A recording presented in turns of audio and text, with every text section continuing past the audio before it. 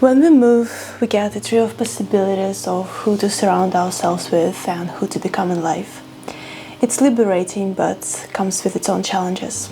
During my 7 years in the Netherlands, I noticed that people who relocate abroad tend to fall into two distinct categories. The first group effortlessly immerses themselves into the new country, new community. They immediately find their sense of belonging, they immediately find people they like to hang out with, and in general it feels like everything comes to them very naturally.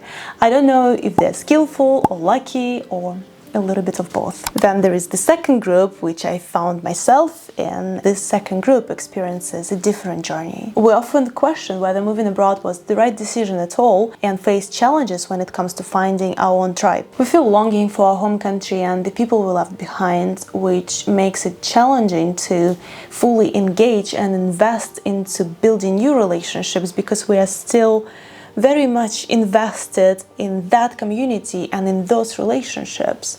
There is nothing wrong with that, and I am definitely here not to label anything as right or wrong. Ultimately, I think the right answer is different for different people.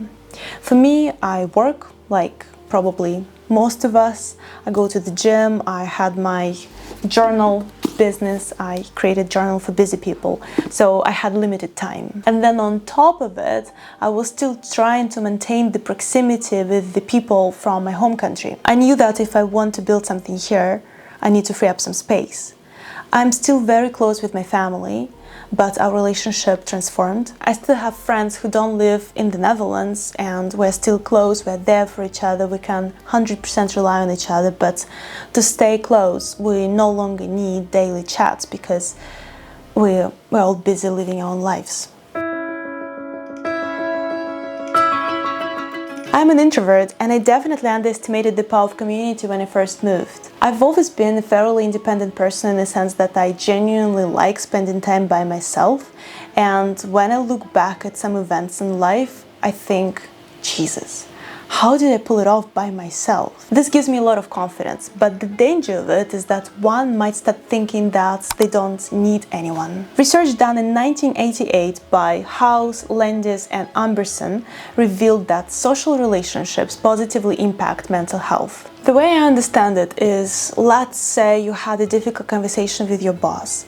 You come back home, you're alone, you have dinner by yourself, you watch YouTube, and your mind can go downward spiral like, I shouldn't have said this, how the situation is going to impact my career, it's all bad. Versus when you have somebody to come back to or supportive friends who can go like, I hear you, I understand you, I've been there and this is what helped me. You probably can remember a bunch of situations where you felt even worse after having shared your difficult situation or your vulnerability with another person. I feel you. For a long time, I felt exactly the same way. I had people in my life, they were not bad people, they were good, decent people with a good heart, but there was no depth in our connection. I did not feel heard or seen with them in a way I needed to. Only a few years ago it started changing because I started changing too. I became much closer to myself, and as a consequence of it, a lot of relationships fell out, a lot of relationships got strengthened, and I gained a lot of new relationships where there is much more depth and meaning. I hear mixed opinions about whether the Dutch are inclusive or not. In my point of view, the Dutch are friendly and open, but they are not the nation who would invite you to their home, at least not immediately after they met you. It would take them quite some time. The whole culture is revolving around scheduling, and as much fun as I'm making of it, I sort of became the same. Everyone around me is planning things, everybody is leading a hectic lifestyle, me included, so I started planning things as well. A recent example of it, a friend of mine asked me if I want to hang out, and I was preparing for my driving theory exam, so I couldn't. Then he was away with his girlfriend, then I was away, so we were like, shall we plan a brunch in a month from now? So it's just a cultural norm that people plan ahead, which I understand might feel like, oh, If they want to see me only in a month from now, do they even care? So it's already quite hard to get over this hump. And on top of it, getting Dutch friends here is quite challenging in general. Let's say you moved here when you're 30. I moved here when I was 21, 22. It still applied to me. So I guess it applies to anyone except for when you moved, I don't know, when you're 4. In the Netherlands, the Dutch often imply, kind of subtly or sometimes less subtly imply that I have my group of friends, I don't need more. Think about it, they are already fully booked, like a few months ahead, they have already appointments scheduled with their friends and family. They simply don't have the capacity to fit you in. Each city presents its own challenges as well when it comes to finding your tribe. In Eindhoven, for example, it's quite difficult to find female friends because we have a strong community of male engineers. The pool of females here is just generally small, so think about the probability of connecting with somebody from the already small pool of people. I used to live in Amsterdam, and there the challenge is variety. Think about it this way: you met with somebody you connected so well with, but then this person doesn't follow up because they know that tomorrow they can go to another event and meet other amazing people. So this means that the value of a single connection decreases. Overall, I think in the Netherlands, expats mainly hang out with expats, but the community of expats is just generally transient. People come and go.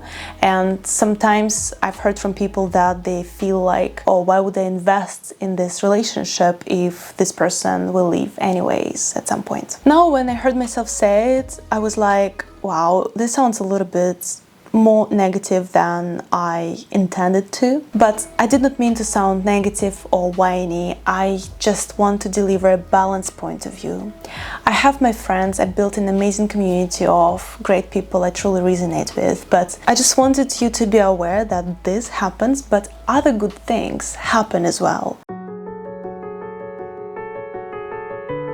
I found my best friend, or should I say he found me, through social media, through this YouTube channel, when this YouTube channel had only 50 subscribers. He could resonate with the content I was putting out there, and he reached out to me, and this is how our friendship started. You're probably thinking, good for you, Tanya, but I don't have a YouTube channel. It's fine, I completely understand it, but you probably consume content and you are subscribed, or you follow, or you watch some content creators. Slide into their DMs. Who knows, maybe it will be a start of a beautiful friendship. Number 2, meetup/Facebook groups. You probably all know the Meetup app. You probably follow or are part of Facebook groups like Expats in ... your city. I personally like to join events that have a common theme or that unite people by a hobby. For example, drawing club or board games. Then I know that even if I'm not going to meet anyone interesting there, I'm still going to enjoy the event because I like this activity. And chances are that I will probably meet somebody I can connect with because we both like this activity, so we already have something in common. Number 3, start a community yourself. I don't know how brave you are and how good your organization skills are, and if you're interested in this at all, but I'll just give you my own example. I started a community called Authentic Creators in Eindhoven because this is what I missed. It feels like it helps me to relate, learn, and cultivate this sense of belonging, because this group attracts people who value more or less the same things as I do. If you're watching this video, it means that you're already making an effort in finding your own tribe, in forming your own community, and you're looking for answers. I strongly believe that when we hold questions in our hearts and minds, the answers have a way of finding us. So keep going, and in the meantime, please know that you're not alone. It's already you and me, even if we have never met in person. You're watching this video, it means that we're already connected in some beautiful way.